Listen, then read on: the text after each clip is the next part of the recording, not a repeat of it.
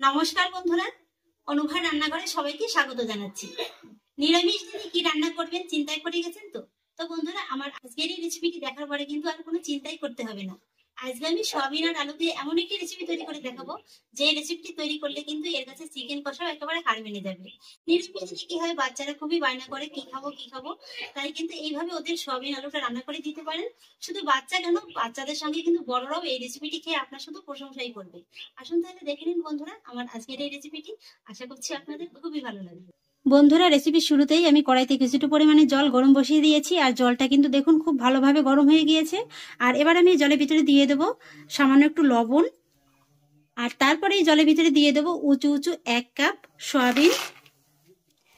এবার আমি সয়াবিনটাকে জলের সঙ্গে একবার ভালো করে মিশিয়ে নেব, আর তারপর এইভাবে ঢাকা চাপা দিয়ে মিডিয়াম ফ্লেমে 3 থেকে 4 মিনিটের মতো সয়াবিনটাকে সেদ্ধ করে নেব।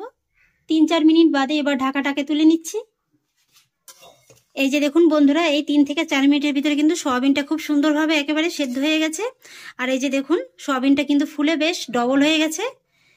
এবার আমি গ্যাসের ফ্লেমটাকে অফ করে দেব। এইভাবে যদি সয়াবিনটাকে একটু সেদ্ধ করে রান্না করে নেওয়া হয় তাহলে কিন্তু খেতে খুবই ভালো লাগবে। সয়াবিনের ভিতরে দেখবেন একটা কাঁচা কাঁচা কেমন একটা গন্ধ হয়, সেই গন্ধটা কিন্তু থাকে না। আর এই গরম সয়াবিনটাকে এইভাবে তুলে নর্মাল জলে এইভাবে দিয়ে রাখতে হবে, এতে করে সয়াবিনটা আর ওভারকুক হতে পারবে না। আর তারপরে সয়াবিনটাকে এইভাবে জল থেকে তুলে হাতের সাহায্যে খুব ভালো করে চেপে চেপে জলটাকে বের করে নিতে হবে। এই জলটা যত ভালো করে বের করে নেবেন পরের কাজটা কিন্তু করতে ততটাই সুবিধা হবে। অন্য একটি পাত্রে রেখে দেব। একই রকম ভাবে বাকি সয়াবিনটা থেকেও জলটাকে নিগড়ে বের করে নেব।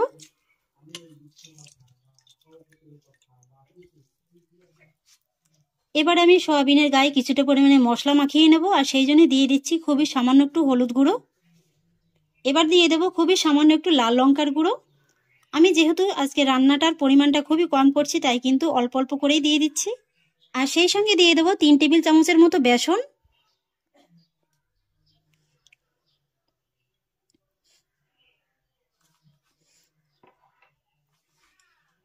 এবার সয়াবিনের সঙ্গে সমস্ত মশলার উপকরণগুলোকে হাতের সাহায্যে একবার ভালো করে মেখে নেব।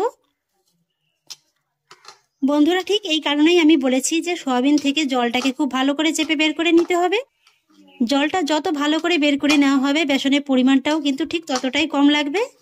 সয়াবিনের গায়ে মশলাগুলোকে আমি খুব সুন্দর করে কোট করে নিয়েছি, আর এখানে কিন্তু আমি লবণটার ব্যবহার করলাম না, যেহেতু সয়াবিনটা সেদ্ধ করার সময় কিন্তু আমি লবণটা ব্যবহার করেছিলাম। আর এবার আমি এই সয়াবিনটাকে এইভাবে রেস্টে রেখে দেবো 5 মিনিটের মতো। এবার বন্ধুরা, সয়াবিনটা রান্না করার জন্য কড়াইতে দিয়ে দেবো সরিষার তেল। তেলটাকে আমি খুব ভালো করে গরম করে নিয়েছি।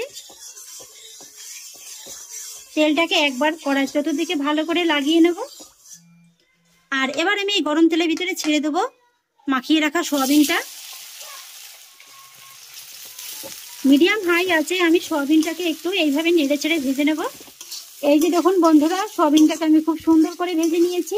এর থেকে আর বেশি লাল করে ভেজে নেওয়ার প্রয়োজন নেই, তাহলে আবার সয়াবিনটা কিন্তু শক্ত হয়ে যাবে। আর এবার আমি ভেজে নেওয়া সয়াবিনটাকে অন্য একটি জায়গায় নামিয়ে নেব।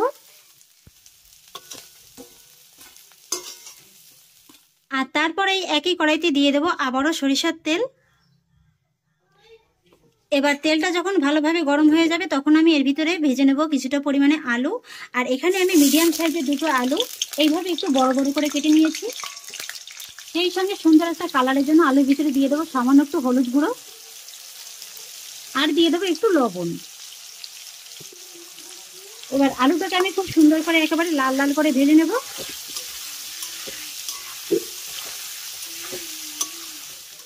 আর এদিকে আলুটা ভাজা হতে হতে সেই ফাঁকে আমি একটি মশলার পেস্ট তৈরি করে নেব। ছোট একটি মিক্সিং জার নিয়ে নিয়েছি, তার ভিতরে দিয়ে দেবো 5টির মতো গোটা কাজু, আর নিয়ে নেব 1 টেবিল চামচ চারমগজ। আর মশলাটিকে পেস্ট করার জন্য দিয়ে দেবো সামান্য একটু জল। কাজু আর চারমগজটাকে আমি খুব সুন্দর করে পেস্ট করে নিয়েছি। আর এবারে আমি মশলাটিকে একটা সাইডে সরিয়ে রাখবো। আর এদিকে দেখুন আলুটাও আমি খুব সুন্দর করে লাল করে ভেজে নিয়েছি। এবার আলুটাকেও আমি একই রকম ভাবে তুলে নেব। আর এবারে এই একই তেলের ভিতরে আমি ফোড়নে দিয়ে দেবো 1/2 চা চামচ গোটা জিরে, সেই সঙ্গে দিয়ে দেবো একটি দারচিনি, সেই সঙ্গে দিয়ে দেবো 2টো লবঙ্গ, আর দিয়ে দেবো একটি ছোট এলাচ। এবার ফোড়নগুলোকে আমি হালকা করে একটু ভেজে নেব। বন্ধুরা, আমি আজকে যেহেতু রান্নাটা সম্পূর্ণ নিরামিষভাবে করছি, তাই কিন্তু এখানে কোনো রকমের কোনো পেঁয়াজ রসুনের ব্যবহারটা করছি না। তবে আপনারা যদি আমিষভাবে খেতে চান তাহলে এই সময়টায় কিন্তু আপনারা এই ফোড়নের সঙ্গে সামান্য একটু পেঁয়াজ কুচি দিতে পারেন। ফোড়নগুলো আমার খুব সুন্দর করে ভাজা হয়ে গেছে আর মিষ্টি একটা গন্ধ বেরিয়েছে। আর ঠিক এই পর্যায়ে আমি এর ভিতরে অ্যাড করব মিডিয়াম সাইজের দুটো পাকা টমেটো কুচি। টমেটোটা দিয়ে একটু নেড়েচেড়ে নেওয়ার পরে যাতে করে টমেটোটা খুব তাড়াতাড়ি নরম হয়ে যায় সেই জন্য দিয়ে দেবো স্বাদ অনুযায়ী লবণ। লো ফ্লেমে এবার এই টমেটোটাকে আমি তেলের সঙ্গে 2 মিনিটের মতো একটু এইভাবে কষিয়ে নেব। আমি 2 মিনিটের মতো টমেটোটাকে কষিয়ে নিয়েছি আর এই 2 মিনিটের ভিতরে দেখুন টমেটোটা কিন্তু খুব সুন্দরভাবে একেবারে নরম হয়ে গিয়েছে। আর এবার আমি এই কষিয়ে নেওয়া টমেটোর ভিতরে অ্যাড করব কিছুটা পরিমাণে আদা আর কাঁচা পাকা লঙ্কা বাটা। এখানে আমি 3টির মতো কাঁচা পাকা লঙ্কা নিয়ে নিয়েছি আর 1/2 ইঞ্চি পরিমাণে 4 টুকরো আদা নিয়ে নিয়েছি।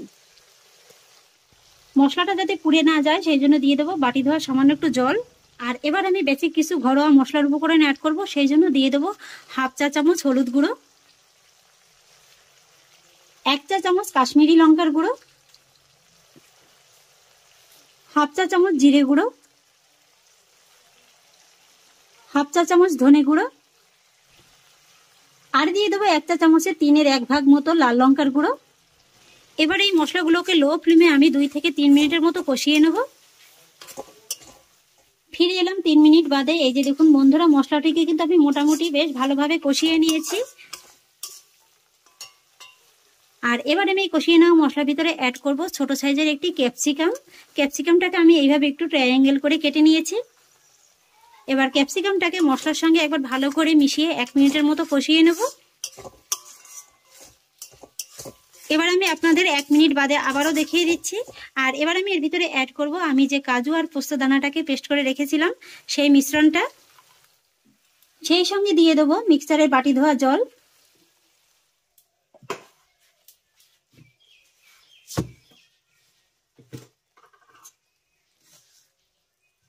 আর এই একই সঙ্গে দিয়ে দেবো 1/2 চা চামচ চিনি। যেহেতু সম্পূর্ণ নিরামিষভাবে করছি তাই একটু চিনির ছোঁয়া দিলে কিন্তু খেতে খুবই ভালো লাগে। তবে আপনারা চাইলে কিন্তু এখানে চিনিটাকে স্কিপ করে যেতে পারেন। এবার মিডিয়াম ফ্লেমে এই মশলাটিকে আমি আরও 3 থেকে 4 মিনিটের মতো আবারও কষিয়ে নেব। তবে কাজু আর পোস্ত বাটাটি দেওয়ার পরে এইভাবে কিন্তু মশলাটিকে একটু ছেড়ে ছেড়ে নেড়ে চেড়ে নিতে হবে, তা নাহলে কিন্তু আবার নিচ থেকে ধরে যাবে। 3-4 মিনিট আমি মশলাটিকে খুব ভালোভাবে কষিয়ে নিয়েছি। আর এই যে দেখুন বন্ধুরা, মশলাটি কিন্তু খুব সুন্দরভাবে একেবারে কষানো হয়ে গেছে। তেলটা দেখুন উপরে কিন্তু খুব সুন্দরভাবে একেবারে রিলিজ হয়ে গিয়েছে। আর এবার আমি কষিয়ে নেওয়া মশলার ভিতরে অ্যাড করব ভেজে রাখা আলু আর সয়াবিনটা। লো ফ্লেমে এবার আলু আর সয়াবিনটাকে মশলার সঙ্গে ভালো করে মিশিয়ে নেব।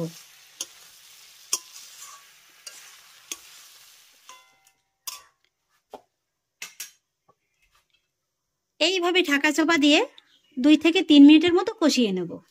এবার ঢাকাটিকে আবার তুলে নিচ্ছি।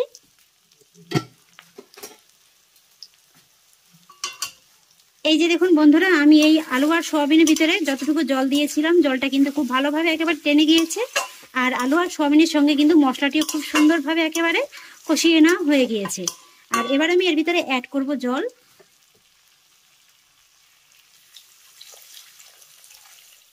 আমি এখানে মোটামুটি 2 কাপের মতো জলটা দিয়ে দিয়েছি। তবে আপনারা চাইলে কিন্তু জলের পরিমাণটা এর থেকে একটু কম কিংবা বেশিও দিতে পারেন। আর এবার আমি এই সয়াবিন আলুটাকে ঢাকা চাপা দিয়ে 5 থেকে 7 মিনিটের মতো রান্না করে নেব। মিডিয়াম হাই ফ্লেমে আমি সয়াবিন আর আলুটাকে 7 থেকে 8 মিনিটের মতো রান্না করে নিয়েছি। এই যে দেখুন বন্ধুরা, সয়াবিন আলুটা কিন্তু খুব সুন্দরভাবে একেবারে রান্না হয়ে গিয়েছে। আলুটাও কিন্তু দেখুন খুব সুন্দরভাবে একেবারে সেদ্ধ হয়ে গিয়েছে। আর এবার আমি এই সয়াবিনের ভিতরে অ্যাড করব 1/2 চা চামচ গরম মশলা গুঁড়ো আর অ্যাড করব 1 চা চামচ ঘি। যেহেতু নিরামিষ রান্না তাই শেষের দিকে একটু ঘি দিলে কিন্তু খুবই ভালো লাগে। তবে আপনারা যদি রান্নায় ঘিটা অপছন্দ করেন স্কিপ করে যেতে পারেন। এবার আমি ঘি আর গরম মশলা গুঁড়োটাও ভালো করে মিশিয়ে নেব।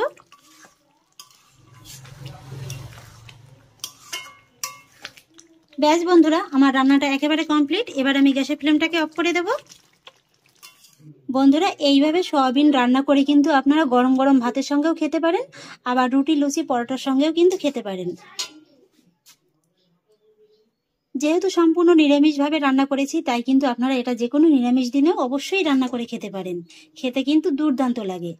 একঘেয়েমি যদি সোয়াবিন আলু খেতে ভালো না লাগে, তাহলে কিন্তু এইভাবে এই রেসিপিটি অবশ্যই ট্রাই করে দেখতে পারেন।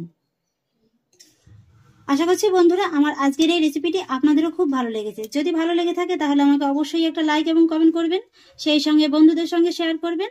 আর প্লিজ বন্ধুরা, যদি আমার পরিবারের নতুন সদস্য হয়ে থাকেন তাহলে একটা সাবস্ক্রাইব করে পাশে থাকা বেল আইকনটি প্রেস করে দেবেন। ফিরে আসছি এরকমই পরের অন্য কোনো নতুন রেসিপি নিয়ে।